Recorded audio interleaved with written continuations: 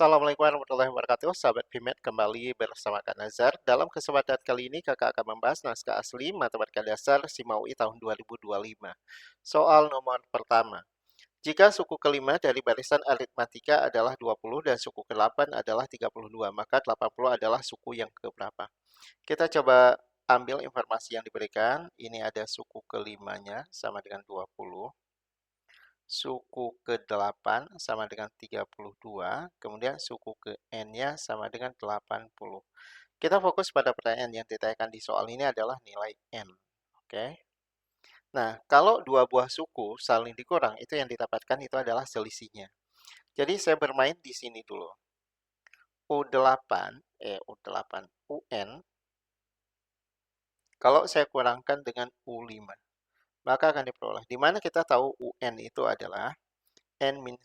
Jadi sebenarnya ini selisihnya berapa? Selisihnya adalah B. Selisihnya B. Berapa kali B-nya? Ambil aja N dikurang 5 gitu. Jadi langsung bikin aja N dikurang 5 dikalikan dengan B. Gitu kan. Nah, tinggal kita pasang nih. UN dikurang U5. UN-nya itu 80, U5-nya itu adalah 20.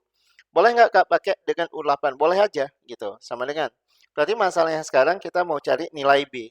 Dari mana kita bisa cari nilai B? Gini aja.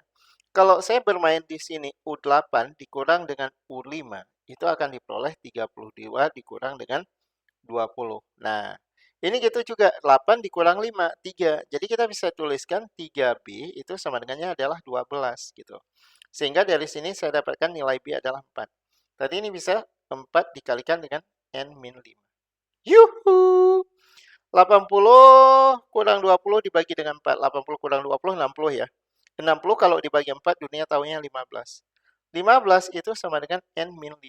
Sehingga dari sini kita dapatkan nilai N sama dengan 20.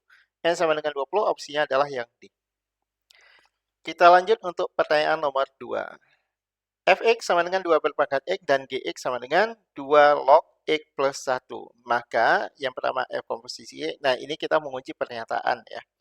Saya coba uji dulu pernyataan pertama, teman-teman. Apa yang diberikan oleh pernyataan pertama? Pernyataan pertama disampaikan jika F komposisi G, X, katanya adalah X plus 1. Kita coba. F komposisi Gx. Yang saya selalu perhatikan kalau F komposisi Gx itu adalah fungsi F-nya. Gitu. Jadi tulis ya, saya tulis F dikomposisikan dengan G, X. Yang saya perhatikan itu adalah fungsi F. Siapa fungsi F? 2 berpangkat X. Jadi 2 berpangkat. X-nya saya ganti dulu dengan kurung. Gitu. Nah, di dalam kurung itu masukkan siapa? Fungsi G. Siapa fungsi G? 2 log X plus 1. Nah, itu penulisannya sama juga artinya dengan di ini. 2 log X plus 1. Oke. Nah, kita sekarang punya bentuk logaritma. Apakah itu sama dengan pernyataan yang diberikan? Oke, teman-teman gini. Kalau kita punya sebuah fungsi bentuk logaritma ataupun kita ada sifat logaritma A berpangkat A log X atau A log B itu sama dengannya adalah B gitu. Asalkan bilangan pokok logaritma sama dengan bilangan pokok eksponen. Nah, ini 2 berpangkat 2, jadi sama itu. Sehingga kita bisa menuliskan bahwa hasil dari F dikomposisikan dengan G itu sama dengan 2 berpangkat 2 log. Berarti ambil numerus logaritma aja, yaitu X plus 1. Nah, apa yang kita harus pahami? Pernyataan satu benar. Jadi yang ada pernyataan satu benar, yang nggak ada pernyataan satu kita buang aja. Ini nggak ada pernyataan satu, kemudian ini tidak ada pernyataan satu. Kemudian kita bisa lihat lagi, kalau pernyataan satu benar, pernyataan dua ini udah salah. Kan nggak mungkin F komposisi Gx itu bisa menghasilkan X plus 1 sekaligus juga bisa menghasilkan hanya X doang. Jadi yang ada pernyataan dua ini udah salah. Ini benar, ini dua salah. Maka kita bisa buang semua jawaban yang ada pernyataan dua. Jadi ini salah. Kemudian yang ini juga salah. Otomatis opsinya adalah yang B. Yuhu! Pertanyaan nomor 3. Diberikan titik A, min 4, min 3, dan bidang W, 2X min 3Y tambah 6Z sama dengan min 1. Dengan A adalah bilangan real. Agar jarak antara A dan bidang W adalah 3/7, nilai A yang memenuhi adalah. Nah, ini modal yang harus kita miliki adalah rumus jarak titik ke bidang.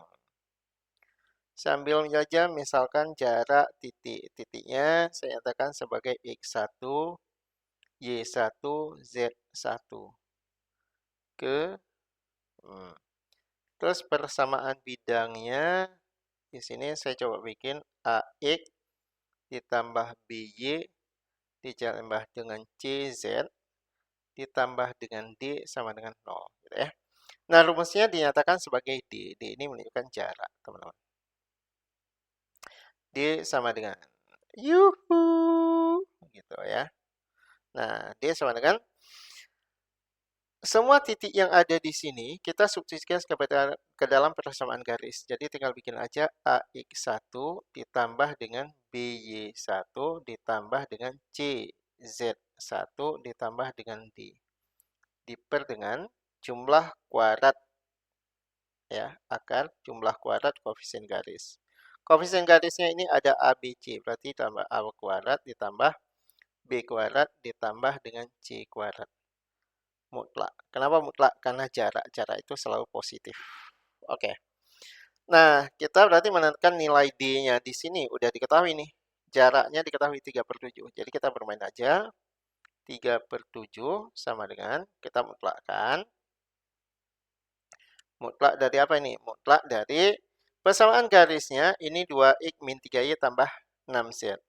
2x-nya itu ada A, min 3y, nilai y-nya di sini ya, x, y-nya adalah min 4, ditambah 6z, ditambah 6, z-nya itu adalah min 3, kemudian ditambah d. Ini kan persamaannya bukan sama dengan 0, jadi min 1-nya lempar ke kiri dulu. Ya. Ditambah dengan 1, mutlak, ya. Kemudian diper dengan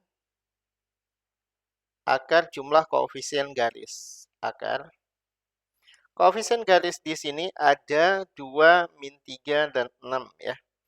Jadi 2 kuadrat ditambah dengan min 3 kuadrat ditambah dengan 6 kuadrat, teman-teman. Ya langsung aja 3/7. Kalau di bawah ini, kalau kita hitung udah langsung angka, jadi kita mutlaknya tinggal di atas saja. 2A tambah 12 kurang 18. Min 6 ditambah dengan 1, ini min 5. Sedangkan di bawah 2 kuadrat 4, 6 kuadrat ini dulu ya. 2 kuadrat 4 ini 36. 40 ditambah 9, 49, akar 49 itu 7. Jadi 7-nya kita bisa mampuskan aja.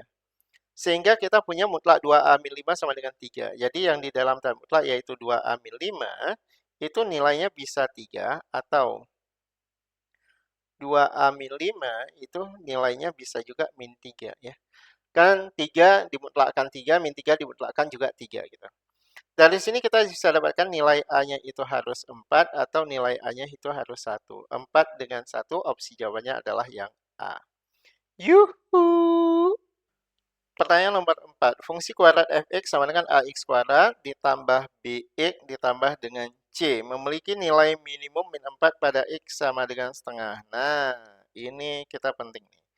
Apa yang diketahui di sini? Puncak.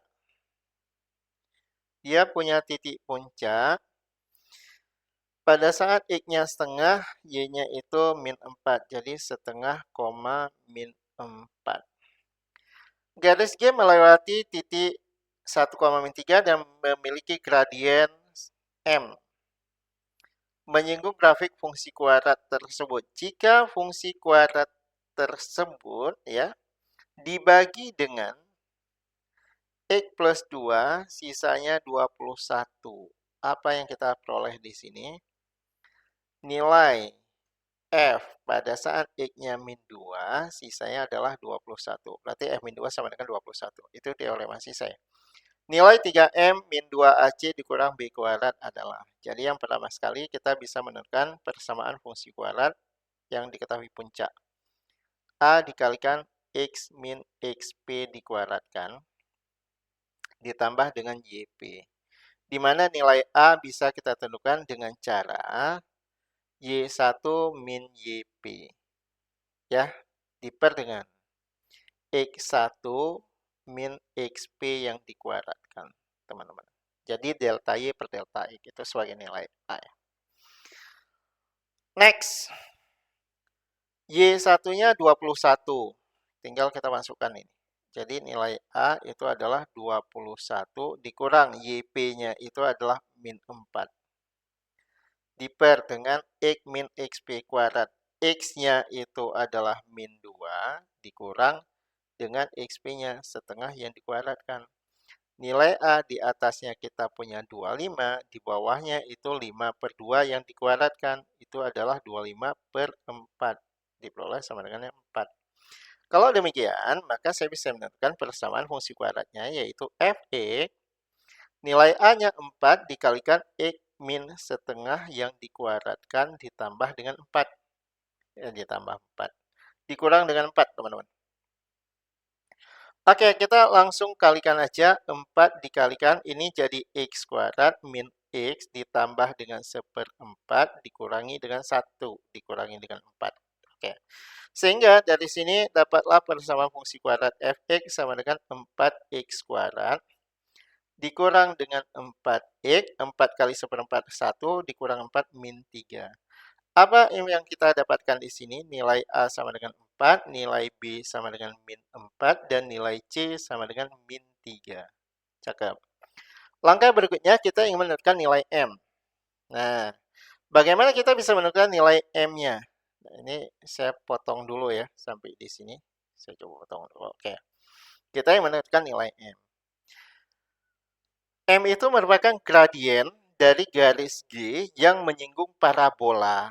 Nah, kita lihat apakah 1,3 ini merupakan titik singgung, bukan, gitu kan?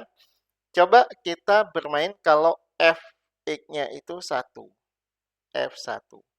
F1 berarti 4 dikalikan 1 kuadrat dikurang dengan 4 dikalikan 1 dikurang dengan 3. Informasinya bahwa F1 sama dengan min 3. Artinya ini sebagai titik singgung. Kalau kita udah tahu titik singgung, berarti untuk menentukan nilai M, nggak perlu harus tahu persamaan garisnya terlebih dahulu, teman-teman. Ya. Jadi untuk cari nilai M, nggak perlu harus cari persamaan garis. Kenapa? Karena nilai M itu sama dengan F aksen X1 gitu. Nah, tentukan dulu turunannya. Kalau saya menentukan turunannya, F aksen X itu sama dengan turunan dari mana? Dari 4X kuadrat itu adalah 8. Turunan dari min 4X itu adalah min 4. Nah, dari sini dapatlah nilai M sama dengan 8 dikalikan 1 dikurang dengan 4. Nilai M sama dengan adalah 4. Apa yang ditanyakan soal? Oh, wow. 3M dikurang 2AC. 3M dikurang dengan 2AC dikurang dengan B kuadrat. Langsung. 3 dikalikan nilai M-nya 4 dikurang 2 kali nilai A-nya itu 4. Nilai C-nya itu adalah min 3 dikurang dengan min 4 yang dikuadratkan. Cakep. 3 dikalikan 4, dunia taunya 12. 24. Oke, dikurang dengan min 4 dikuadratkan 16 ya.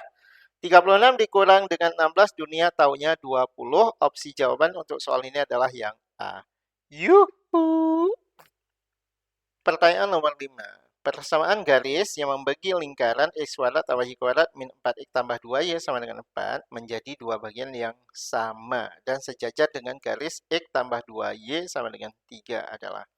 Oke, ini lingkaran kita perlu menentukan pusatnya terlebih dahulu. Pusatnya, menentukan pusat lingkaran, itu kita fokus pada X dan Y-nya saja. Jadi cukup kita perhatikan di sini aja.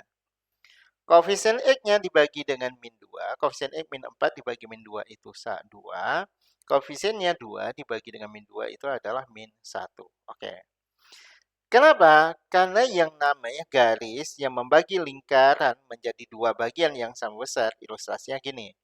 Ini ada sebuah lingkaran nih. Terus ini ada pusatnya. Kira-kira lah pusatnya itu berada di sini lah, gitu kan. Berarti garis yang bisa membagi lingkaran menjadi dua bagian yang sama besarnya itu adalah garis yang melalui diameter. Garis pasti diameter. Diameter itu melalui titik pusat. Ini sebagai titik P, gitu.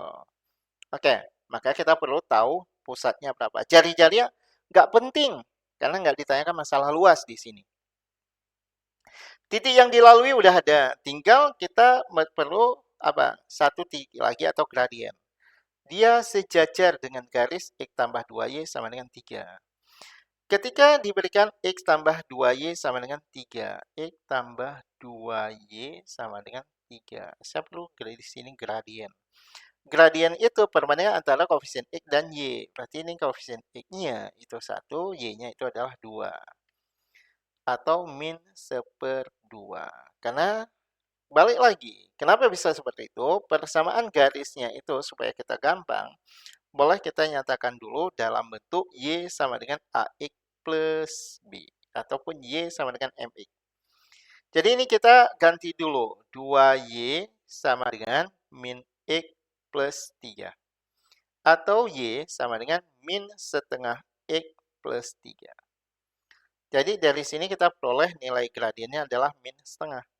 Tinggal kita lihat di opsi jawaban yang gradiennya min setengah. Ini Y sama dengan min setengah X, berarti ini gradiennya adalah min setengah.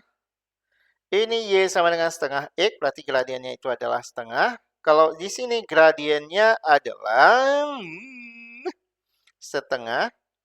Kalau ini dan ini sama-sama gradiennya adalah 2. Maka kalau kita perhatikan gradiennya yang min setengah, jawabannya udah pasti yang A. Oke, kalau kita menemukan persamaan garis yang aslinya gimana? Pakai aja rumus Y min Y1 sama dengan M dikalikan dengan X min X1. Jadi teman-teman, jawabannya adalah yang A. Nanti bisa buktikan sendiri dengan persamaan garis yang udah saya tuliskan. Oke, yuhuu!